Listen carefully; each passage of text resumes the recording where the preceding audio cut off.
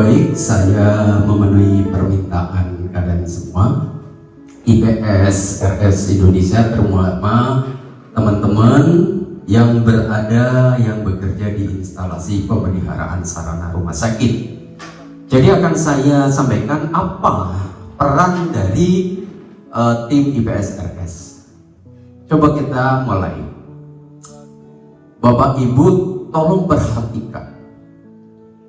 Ada pengunjung rumah sakit masuk ke pintu gerbang. Baru masuk ke pintu gerbang, itu yang tanggung jawab terhadap bagus tidaknya pintu gerbang, kerennya pintu gerbang, yang membangun, yang mendesain, itu tanggung jawabnya IPSRS. Soal nanti yang melaksanakan itu teknis. Kemudian masuk datang ke ruang parkir. Parkirnya semrawut atau tidak, tertata atau tidak, itu sudah IPSRS lagi. Bagian sarana. Nah, parkirnya di mana, luasannya seperti apa, terkondisi di dalam gedung atau di luar gedung, itu tanggung jawab dari sana. Masalah teknis itu, menerima masukan, saran dan lain sebagainya, itu teknis. Kemudian setelah parkir, pasien dan pengunjung ada beberapa tujuan. Saya mulai dari IGD. Begitu masuk ke UGD turun, ya. Dari IGD turun masuk, pasien ditimbang, ditensi, dilakukan. Itu teman-teman IPSRS yang mengelola. Timbangannya salah, tidak dikalibrasi, tensinya salah, tidak dikalibrasi, itu udah pemeriksaan pertama, diagnostik pertama, pasti sudah error. Kemudian pasien tidur, tempat tidurnya layak atau tidak. Sampingnya ada oksigen, ada ventilator, searing pump, infus pump. Itu IPS lagi yang mengelola. Terus masuk ke ruang di USG, orang teknik lagi. Setelah itu, kemudian kita perhatikan dari IGD kemana? Ke OA. Di OK, kepentingannya apa? Ini harus dioperasi. Satu ruang OK itu terdiri dari ada bangunan fisik, ada MOT, pendan, utilitasnya di situ ada HVAC, ketahanan lampunya, bagaimana lampu operasinya sudah terukur atau belum. Di situ berapa total aset yang harus Anda kelola? Itu di bangunan. Baru di level IGD. Kemudian yang harus diperhatikan dari total aset yang di ruang OA tadi dari IGD. Kemudian dari IGD keluar masuk ke ICU. ICU sana ada tempat tidur, defibrilator, hipohipertemia, searing pump, infus pump, ventilator, semua harus terukur. Coba Anda lihat lampunya, berapa jumlah lampunya, lifetime lampunya berapa.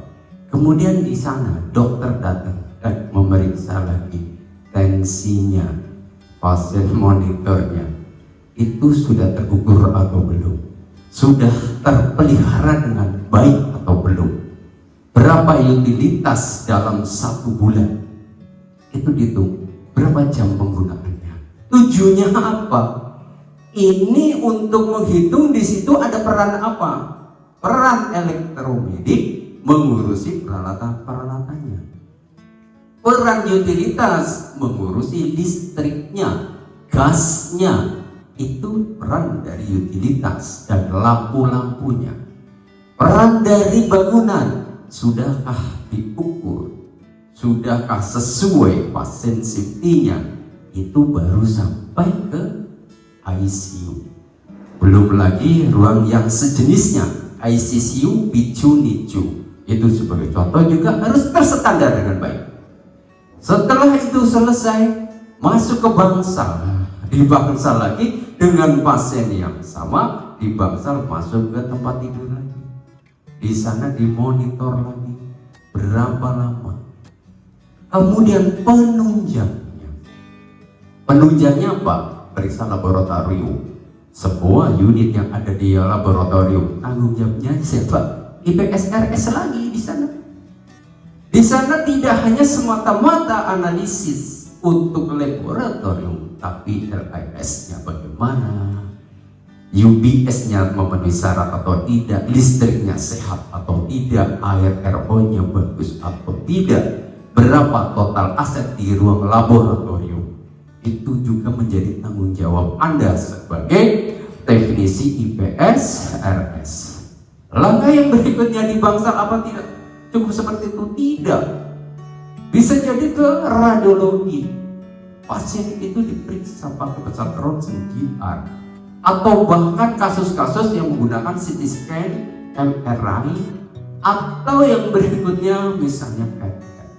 Berapa total aset yang Anda pelihara? Satu CAT lab sudah 15 miliar, CT scan sudah di atas 10 miliar, MRI bisa sampai 35 miliar. Itu tanggung jawab Anda. Padahal tadi di bangsal Anda mengerjakan suction pump dengan teknologi yang sangat sederhana, dengan harga yang sangat murah. Searing pump itu 15 juta sampai 30 juta, sampai pesawat MRI yang 38 miliar, bahkan Linek yang harganya 56 miliar. Jadi tanggung jawab dari seorang teknisi elektromedik. Itu peran Anda. Peran Anda tidak kecil. Keberhasilannya ada di tangan Anda. Sehebat apapun tenaga medis, itu sangat dipengaruhi oleh hasil dari alat-alat yang Anda harus pelihara. Peran Anda sangat tinggi.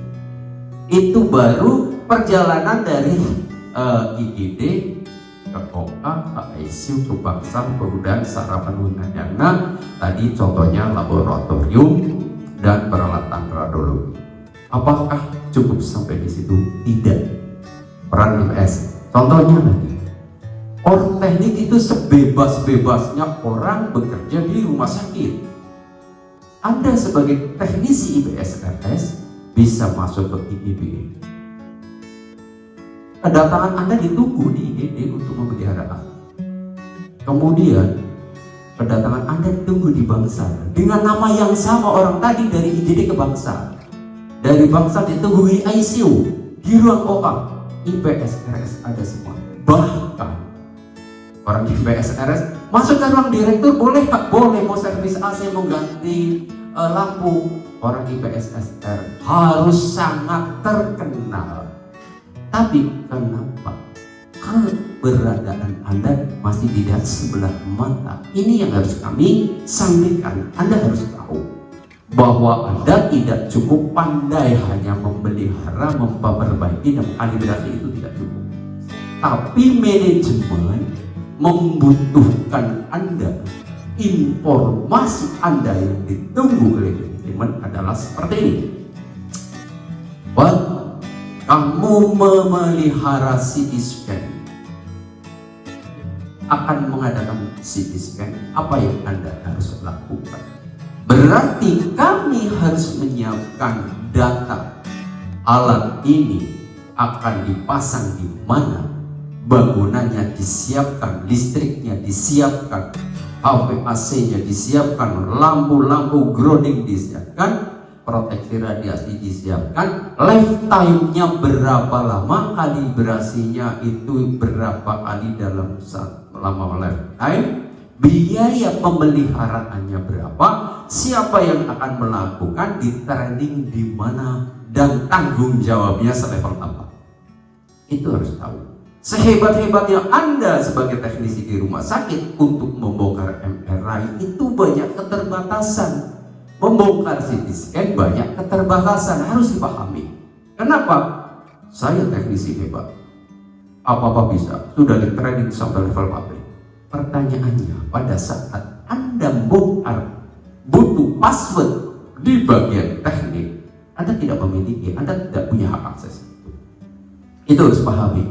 Solusinya bagaimana? Mana pekerjaan yang bisa dilakukan internal, mana yang harus dilakukan ke vendor. Itu yang dibutuhkan manajemen itu. Jadi Anda mulai merencanakan sampai menggunakan, sampai biaya pemeliharaan, sampai operasionalnya seberapa. Itu lengkapnya di channel saya yang lain tentang perhitungan analisis cost, itu ada di channel lain, di video lain. Kemudian peranan lagi IPS RS. IPS-RS tadi. Yang menjadi masalah apa? Masih terkotak-kotak. Contohnya begini, listrik mati di Bangsal.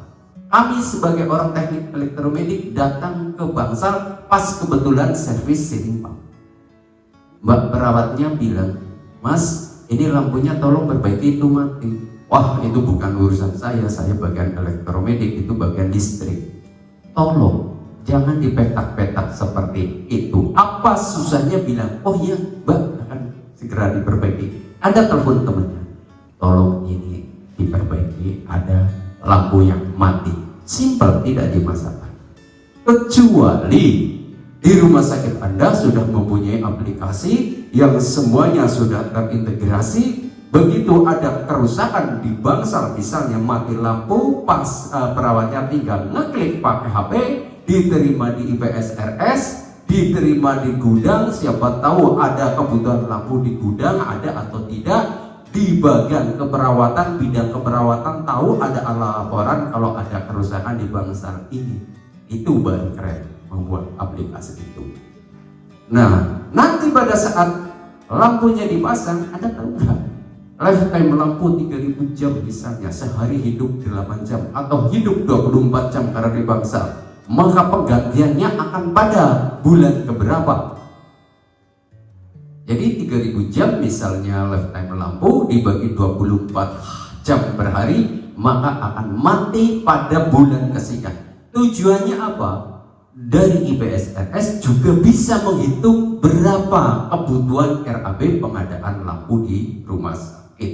Tidak berdasarkan tahun kemarin sekian, tahun besok kira-kira sekian, harganya naikkan 10%, itu udah tidak model lagi. Sekarang sudah harus zaman keterbukaan, semuanya harus menggunakan sistem. Nah, begitu juga tadi. Misalnya alat yang digunakan cath lab, cath labnya mati. Satu hari utility berapa pasien? Taruhlah 2 atau 3 pasien. Satu pasien itu berapa rupiah? Total loss-nya berapa?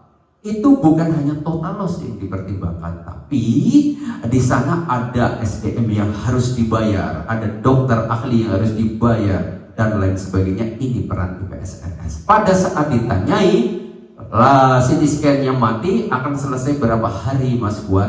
Saya tidak bisa harus menjawab, "Oh belum tentu sekian hari, sekian hari." Itu tidak seperti itu, tidak fair. Kami harus menganalisis, kami harus punya data.